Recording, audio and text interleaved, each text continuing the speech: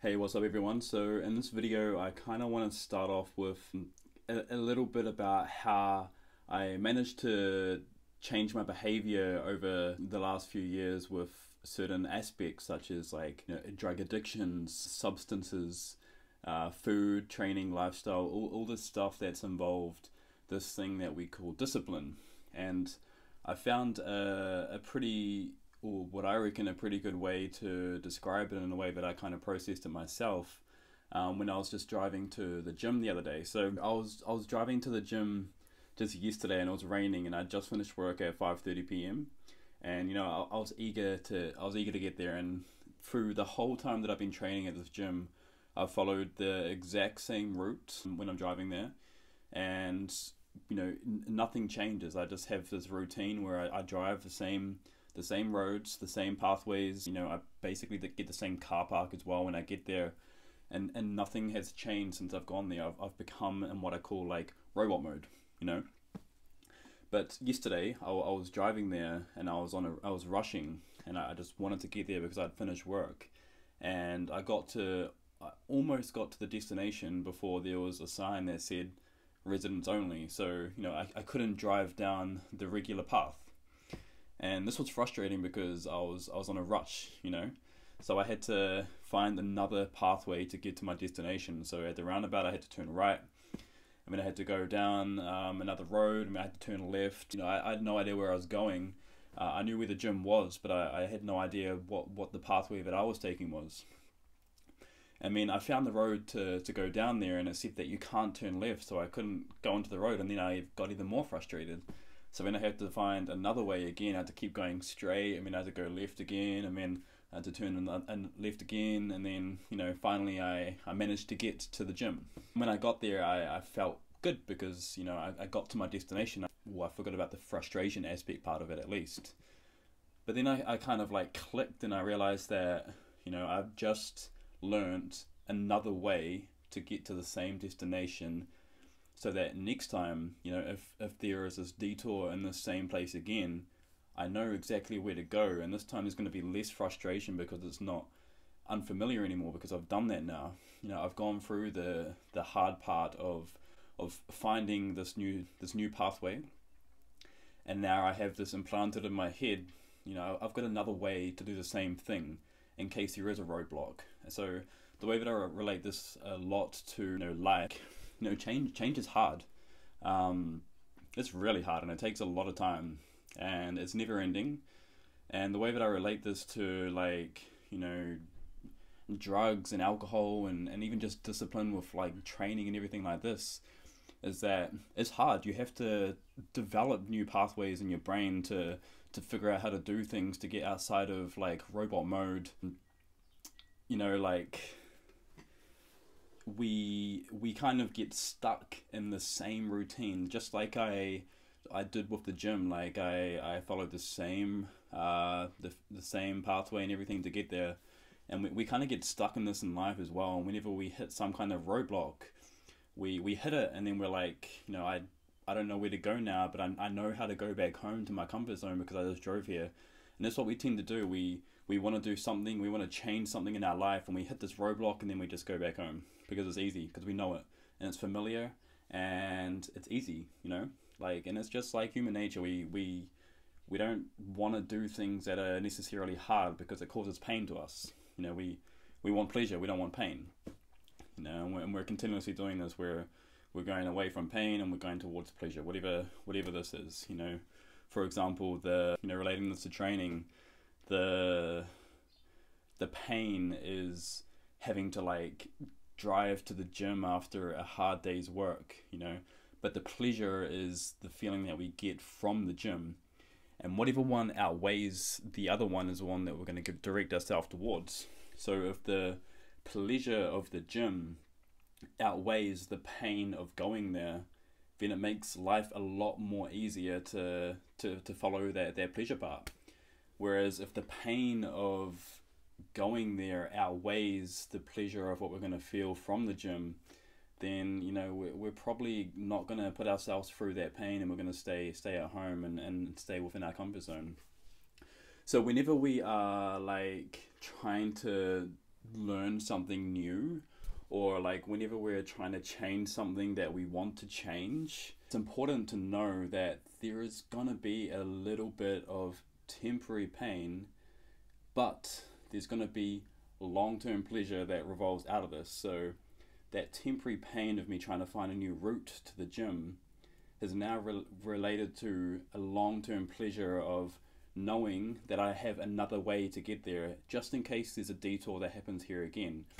And because I've gone through this temporary pain of finding a new route, even if this route gets, stopped for next time or some other time in the future, I know that I've done this before. I've found a new route to get to the same destination, and it's just going to be a lot easier next time because I'm like, oh well, there's bound to be another way to get here, and I'm going to get there anyway. It's just going to take a little bit more time and a little bit more effort, but it's going to add to my brain so that I know that there is another way again next time. So basically what I'm just saying from this is that, like, whenever we're trying to learn something new, it's going to be tough while we learn to do this thing, and it's going to be worth it in the long term because we've put ourselves through that temporary pain to give ourselves that, that long-term pleasure out of it. I hope this makes sense because it's made like so much more sense in my head when I was like thinking about it driving the other day. So training over the last week. I finally managed to hit the 300 deadlift that I've been wanting to hit for basically my whole life since I was born. Basically since I failed it. I think I've attempted it once, but the last time I actually attempted it was when I had this injury up here, and it just wasn't happening because the weight of the bar pulling down my trap, it was too painful for me to carry on. But I finally managed to get that 300 deadlift. It was with a deadlift bar, so it was easier than like a normal bar and I also did it in sumo, so all these things that you can say, but I'm just happy to hold like 300 kilo at the top, tick that off the bucket list, and I really hope to hit this at competition later on, especially in conventional and with a stiff bar. Doing things like this just helps me mentally because I'm a big believer if you can see yourself doing something, then it's easier to be able to do it later on. And now that I've done it, even though it's with a deadlift bar and all this kind of stuff, in my head I've processed it as I can do 300 kilos. So later on it's going to give me the confidence to be able to at least chuck it on as an attempt and be confident enough to be able to at least go for it. Deadlift bar or not, at the top part of it, it's still 300 kilo when it's off the ground and it's that lockout and you're holding it. That's still 300 kilo of weight pulling you down, so being able to hold that is pretty cool. I reckon it's pretty cool anyway. So I really hope to hit this later on in competition, stiff bar and conventional, and at 74 kilo. Basically the biggest highlight of later on. I did it sumo and it felt really good. I've had this before in the past with sumo. I'll have a really good day, but then I'll have a not so good day later on. Hips weren't sore after this one, which was pretty cool. And to be honest, my hips are pretty good now as well. I've been doing sumo regularly on my final day with stiff bar and paused, and I think my muscles are starting to adapt to sumo, which is pretty cool. Kitrick's been managing the load for me and telling me not to max out all the time. So it's been the biggest highlight of the last week. But now that we're in full prep mode, we've got to be a little bit more smarter with training. I've got to hold back, especially when I feel really good, because I tend to get a little bit loose sometimes when I'm in the gym. I feel awesome and I get carried away and I just want to lift some weight because this is my therapy, But the body is feeling really healthy, and this is also a really big highlight. What I was thinking about over the last week is just how the weight's moving in general. When I look back to a year or so ago, everything just felt slow. Even though I was moving good, it just felt slow because my body was continuously scared of getting injured. I felt like if I move fast I'm gonna pull something. So the fact now that I can move and feel a little bit more quicker while I'm lifting, especially in squatting, it's a massive landmark for me because it's just making my body feel a lot more healthier. It's making my brain feel a little bit better because I'm not holding myself back so much from from moving things a little bit more quicker, which I think can help me, move a little bit more weight because it's less of a grind or less of an intentional grind. And this has been really awesome. So I'm real hopeful for this year, sorry, for getting some pretty decent numbers for myself anyway. And like I've got a few things in mind that I want to hit, and I'm just going to continuously aim to at least hit those numbers in the comps coming forward. Quickly recap yesterday. So right now it's Tuesday when I'm doing this video, or I'm like filming this video. Yesterday I had high bar squats, and these were feeling really good. Like I did this with a weightlifting bar and the bumpers because the other squat rack was taken. They had the steel plates on, but like I enjoy doing like my high bar with the whoopie bar and the bumpers. Like it feels pretty badass for a starter, but also like I feel like it makes me brace and focus on tightness a lot more because the bar's like bouncing all over the show, and I have to be a bit more cautious and being like a lot more tighter when I'm going up and down. Whereas with the stiff bar, especially with the weight that I'm doing at the moment, I can kind of just go up and down, and it's a little bit not too much of an issue. So with the whoopie bar, it does make me brace a lot more harder because I reckon it's it involves a little bit more control because especially when the weight's going forward and backwards and up and down, like you don't want momentum to take over and pull you in a bad position, because this has actually happened before. I've been pulled forward, and thankfully I was in a stationary rack because I had to like walk forward and use the rack to stop me so I didn't die, which would have been terrible. Yes, squats are feeling awesome. I had spotto press as well, which is feeling just as good. My chest is 100%. Like I said this in my previous videos, but my chest is like 100% now.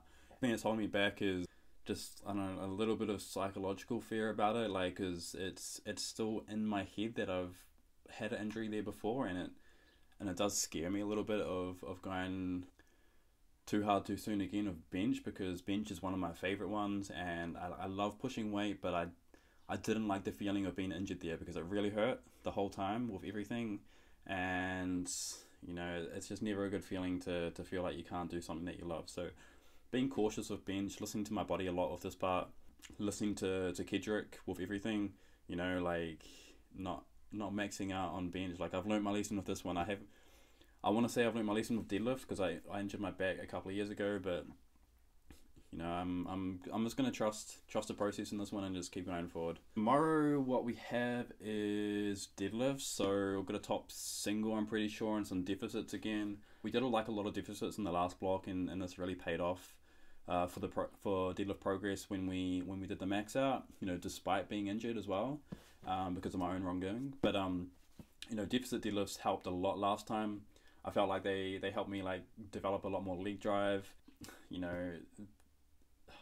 I just felt like they really paid off, and like Kedrick said in like a lot of his previous posts, variations like this are great because they feel just as hard as like a normal deadlift, but because they're in deficit, we're doing less load and we're putting less stress on the body, so we're still getting that same feeling of lifting something heavy, but we're not putting as much load through the body, which is going to keep us, as Kedrick likes to say, a little bit more healthier leading up to competition, so we don't destroy our body like I tend to kind of do to myself.